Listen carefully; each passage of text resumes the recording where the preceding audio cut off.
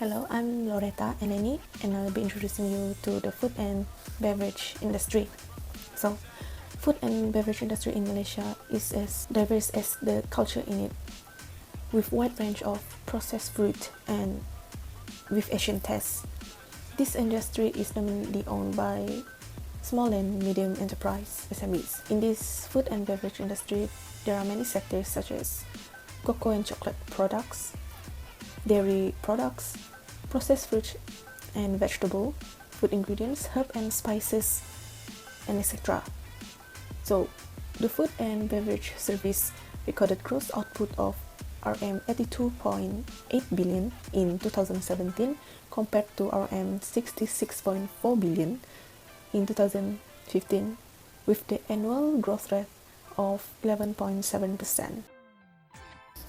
As for the company's background, Dutch Lady Milk Industry was founded in 1963 and they produce dairy milk products in Malaysia. Their headquarters located in Petaling Jaya. Dutch Lady Milk Industry are one of the subsidiaries for Royal Friesland Campina, which is located in Netherlands. This parent company have several subsidiaries located around the world. For example, Alaska Milk Corporation, Friesland Campina Engro Pakistan, and Campina GmbH. Their chairman is Dato Zainal Abidin bin Putih, and Dutch Lady Industry Milk have wide range of product line such as Dutch Lady Pure Farm, Dutch Lady Milky, Dutch Lady Chocolate Green Easy Mix, and etc. Hi everyone, my name is Nurfazila binti Rostam, and I will present on industry analysis for Dutch Lady Milk Industry perhaps. So the method that we will use is Porter's pipe process by Michael Porter's, which consists of intensity of rivalry, bargaining power of buyers, bargaining power of suppliers, threat of new entrants, and threat of substitute products or services. So the first one is intensity of rivalry. The intensity of rivalry for Dutch Lady is low, as there are few competitors that are produce similar dairy products of various prices and innovation.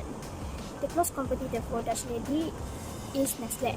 This is because other competitors like Friso and MAF, they are more focused on dairy powder, while Nestle, they already innovative ahead like Dutch Lady, as they produce not only dairy powder but also milk drinks like Nestle Omega.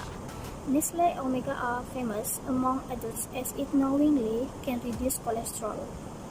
In terms of infant formula, there's only a few other brands that are available out there with different price ranging.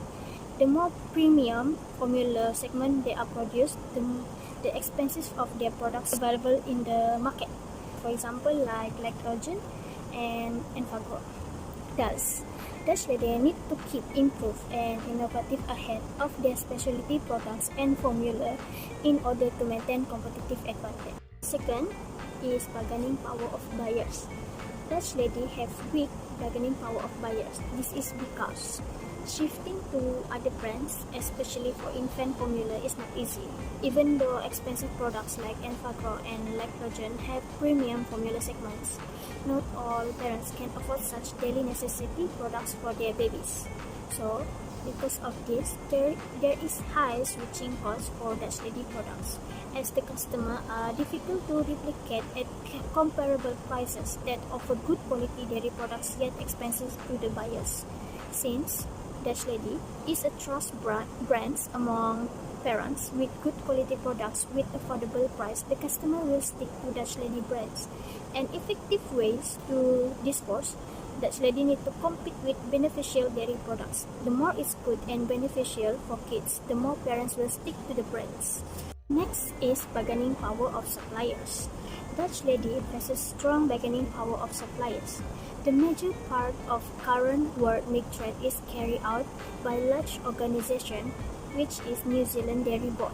New Zealand Dairy Board has monopolized the raw milk powder and ingredient supply in Malaysia. The low variety of supplier has strengthened their bargaining power, especially in a country like Malaysia. There are only one producer of dairy in Malaysia, which is Sabah Dairy Farm. Sabah Dairy Farm is the main producer with their own brands and products. Thus, this has created no choice to Dutch Lady but to get supply from other supplier. Next is threat of new entrants. The threat of new entrants for Dutch Lady is low. In Malaysia, dairy products like infant formula industry, the possibility of new entrant into standard formula segment are practically zero. The number of milk companies with infant formulas has remained as 15 years ago. Unless the product demand is increasing, then there is possibility for new entrants bring additional production capacity. And lastly is threat of substitute products or services. Dutch Lady experience low cost or threat of substitutions. This is because in the area of infant formulas, besides breast milk, which is the ultimate food for babies, the probabilities for parents to switch from infant milk powder to other type brands are rare. And infant formula is not something that can be easily shipped for baby. For example, babies A are not suitable to drink brand B infant formula, maybe because of the ingredients, but the baby can drink brand C infant formula.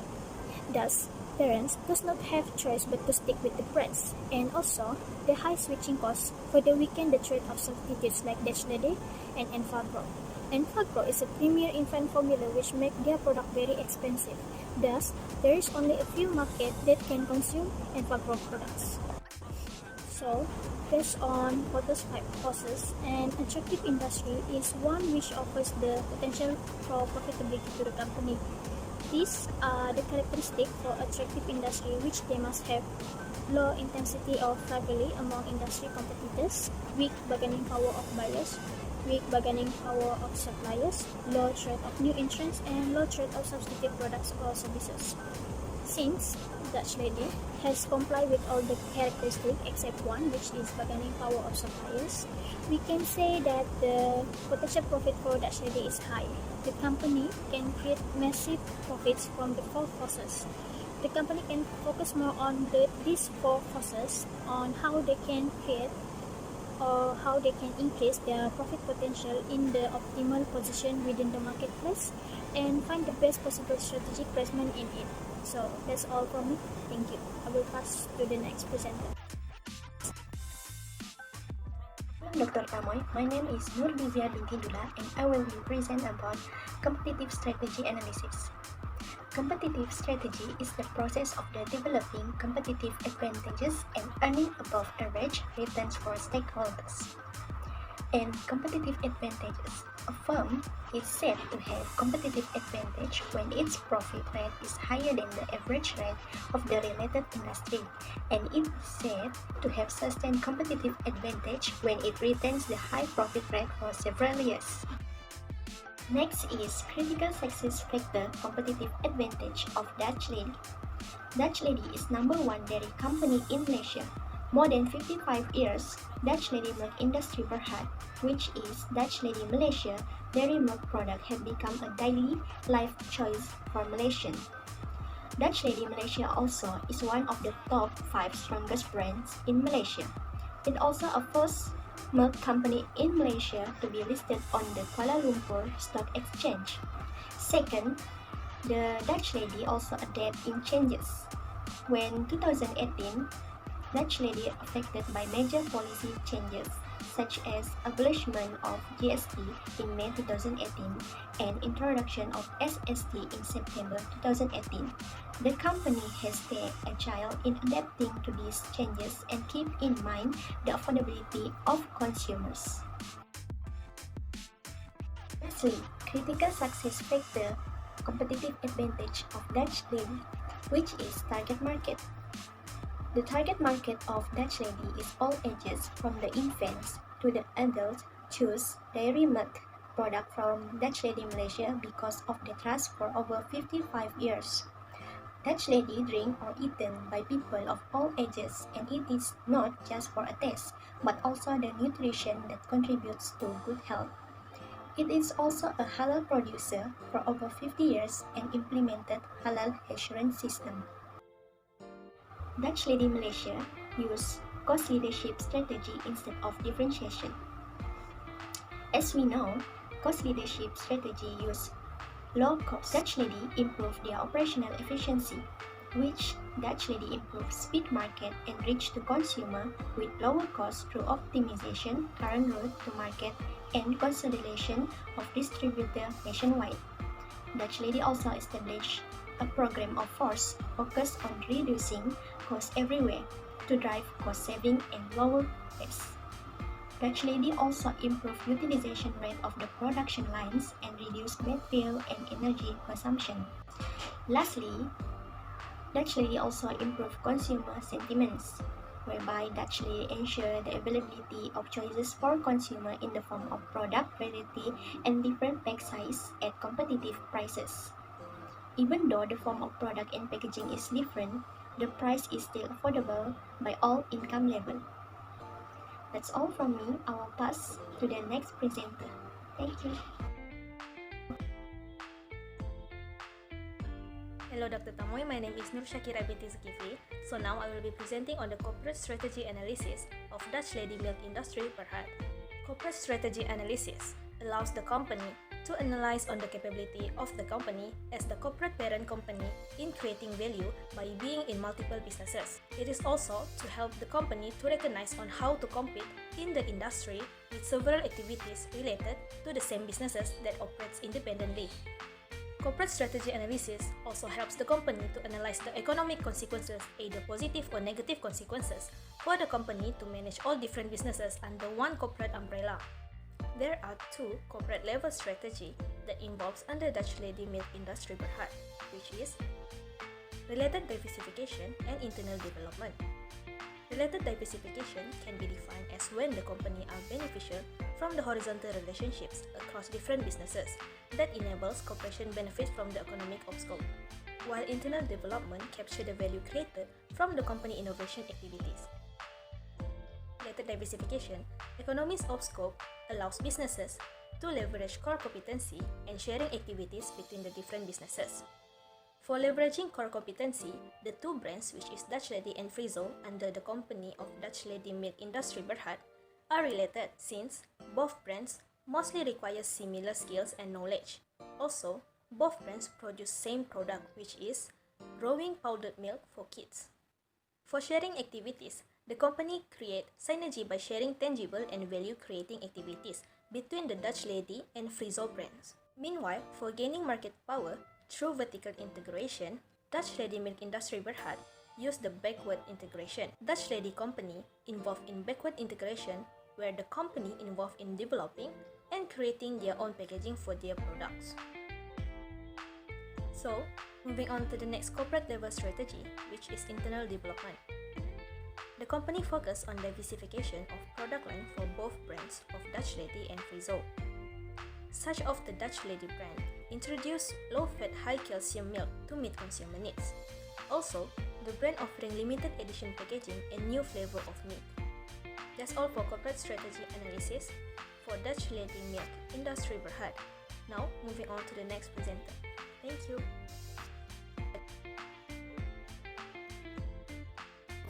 Hi, my name is Dike Nurdana and I will be presenting the financial analysis. First, current ratio. In 2019, Dutch Lady Milk Industry Berhad is able to achieve 1.08 for current ratio, which means the company has 1 ringgit and 8 cents in current assets for every 1 ringgit in current liabilities. Only in 2018, the company has current ratio of less than 1, which means the current assets to be liquidated in 2018 are not sufficient to cover the current liabilities that came due in that year. As compared to the industry indicator, the company is not doing well since the ratio of 1.08 is lower than 2.74, which is the industry indicator. Next, quick ratio. So as for quick ratio, the company has 0.61 quick ratio in 2019, which means liquidating all current assets except inventories will generate enough cash to pay for only 61% of the company's maturing debt obligations. As compared to the industry indicator, Dutch Lady Milk Industry Berhad can be regarded as not healthy, as 0.61 is lower than 1.86, which is industry indicator. As for the debt ratio, Dutch Lady Milk Industries Berhad has debt ratio of 0.67 in 2019, which means 67% of the company's assets are financed by debt. In other words, the company has 67 cents for every 1 ringgit of assets. Next, debt to equity ratio. So as for the debt to equity ratio, the company has debt to equity ratio of 2.07 in 2019, which means for every 1 ringgit of assets financed by equity, there is 2 ringgit and 7 cents of assets financed by debt. From 2017 to 2018, the ratios are higher because the retained earning was decreased due to the payment of dividend to the shareholders. As for the inventory turnover ratio, you can see here that the company has 4.98 inventory turnover ratio in 2019, which indicates that for every 1 ringgit of inventory the company holds, the company generates 4 ringgit and 98 cents in sales. It also means that the company turnover inventory 4.98 times per year. As for the assets turnover ratio, Dutch Lady Milk Industries Berhad has asset turnover ratio of 2.51, which suggesting every 1 ringgit of assets will generate 2 ringgit and 51 cents of sales. Here, the more sales generated with a given level of assets, the more efficient the company is operating. As for the receivable turnover ratio, the higher the ratio means the company is effective in collecting debt. So in 2019, the receivable turnover ratio is 9.47 times per year, which is lower than the industry indicator of 9.82. So it indicates that the company is not effective in collecting its debt. Net profit margin. So in 2019, Dutch Lady Milk Industries Berhad's profit margin is 9.65%, which suggesting for every 1 ringgit of sales, the company earned 10 cents in profit. The profit margin from 2016 to 2019 is decreasing, and it is due to increasing in the company's expenses. So comparing with the industry indicator, Dutch Lady Milk Industries Berhad is not a well performer as its profit margin is lower than the industrial standard. So as you can see here, Dutch Lady Milk Industries Berhad's gross profit margin is 37.94% in 2019, which indicates that the company generates 38 cents for every 1 ringgit of sales. Even though the profit margin keeps on decreasing from 2016 until 2019, the ratios are still beyond the industry indicator, and it shows that the company is a well performer. So Dutch Lady Milk Industries Berhad's 2019 return on asset is 24.27%, which means each 1 ringgit of assets held by the company is generating 24 cents on average. As you can see here, the company is keeping on improving its efficiency of converting the assets to generate more profit. Thus, the company is beyond the market standard, which is outstanding in terms of return on assets. So next, return on equity. In 2019, Dutch Lady Milk Industries Berhad's return on equity is 82.41%, which means each 1 ringgit of equity is generating about 82 cents in profit. The company is considered as a blue chip for the investors because the return on equity is above the industry standards for 5 consecutive years. Last but not least, earnings per share. In 2019, Dutch Lady Milk Industries Berhad has achieved 1 ringgit and 61 cents per share. The company achieved the highest EPS in 2016, which is 2 ringgit and 33 cents per share. And the reason of the highest EPS are due to the increase in the net income, while the outstanding shares remain the same from the year 2016 to 2019. In other words, the company able to generate more profits without raising any funds by issuing shares in that particular periods. Hi, I am Nurkalisa Samri and I will be presenting the SWOT analysis for Dutch Lady Milk Industries Berhad or Dutch Lady Malaysia. SWOT analysis is a strategic planning technique used to help a person or organization to identify strengths, weaknesses, opportunities, and threats related to business competition or project planning. The first strength of Dutch Lady Malaysia is they have received awards for energy management project and their brand. The company was awarded the National Energy and Green Technology Award 2018 or NECTA Award 2018 by the Ministry of Energy, Science, Technology, Environment and Climate Change due to the installment of a new chiller system in 2016 and compressed air booster in 2017. The company was also awarded the gold winner during the Putra Brand Awards 2018, thus recognizing the company as the #1 milk brand for Malaysian consumers. The second strength is Dutch Lady Malaysia is a leading and established dairy brand in Malaysia with over 50 years of presence. It is backed by over 140 years of Dutch dairy heritage. The company's ultimate holding company is Royal Friesland Campina NV, one of the world's largest cooperatives based in the Netherlands. The third strength of Dutch Lady Malaysia is compliance to regulations, controls, risks, and laws. The quality assurance, quality control, and meeting customer requirements are prime considerations, and these are achieved by the company being FSSC 22000 certified. The company has in place the ISO 14001 Environment Management System, a systematic management approach to the environmental concerns of the company, and OHSAS 18001, the Occupational Health and Safety Assessment series for the protection of employees from hazards and the mitigation of work-related injuries and health-related issues. The first weakness of Dutch Lady Malaysia is low product line expansion. Dutch Lady Malaysia products mostly comprise of ready-to-drink category and powdered milk for children and family. Second weakness is rare advertising in the media. For example, social media has been one of the easiest, cheapest, and fastest way of increasing awareness of a product. However, Dutch Lady Malaysia rarely advertise their products through the social media. The third weakness is lower level of inventory management. As explained in the financial ratio section, the inventory turnover ratio is lower than the industry benchmark. In 2018, Dutch Lady Malaysia marketing efforts were geared towards product innovation and growing their e-commerce business. They relaunched their Dutch Lady Growing Up Milk, or GUM, with highest DHA and introduced limited edition ready-to-drink chocolate caramel and Imujiku to encourage milk consumption among the younger generation as well as adults. They see more opportunities to grow their product consumption volume via a growing middle class and a rising awareness of the benefits of milk and milk-based products. To that end, the company continues to explore product innovations to tap into such market trends, as well as to maintain affordability to increase milk consumption further. The first threat is increased competition. There are a few dairy brands that are getting popular among the Malaysians, such as the Good Day brand and Farm Fresh brand. Second threat is fake news in the media. In 2014, there were allegations that a Dutch baby milk formula for infants that are produced by Dutch Lady is fake. Third threat is changes in consumer or customer demands and their preferences. So there are a few recommendations. For the first one is by providing multiple services, such as by doing delivery services, doing cashless transactions, and also customers can pick up their products in the factory or in their premises. Second is the safetiness of the workplace. Since we are hit by the pandemic right now, it is important for the food and beverage industry to implement safetiness.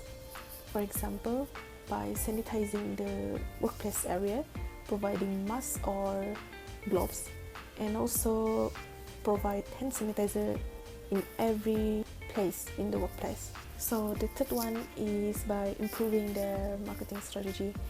For example, they can promote their products in the social media, or they can improve their customer service also by giving discount or promo to the existing customer. And lastly is by cutting down costs. This can be done by stopping any product line that wouldn't be beneficial for the business, or closing down a factory temporarily. Thank you.